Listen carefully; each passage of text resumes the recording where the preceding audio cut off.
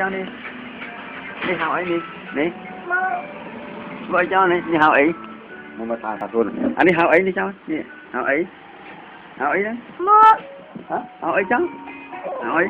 mua học ấy anh hai bảo tao mở anh nào bảo tao tiệt đại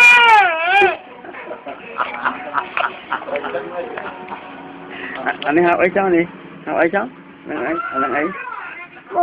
nô à cho anh đi học ấy đi nè nè lần ấy cháu anh cho ní đi ấy nè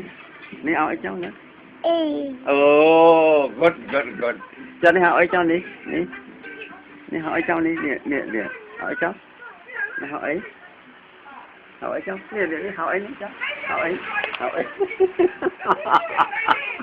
mua chiếc chằm ta thế này mua chiếc ta thế này lo một thằng đi hỏi cháu đi nè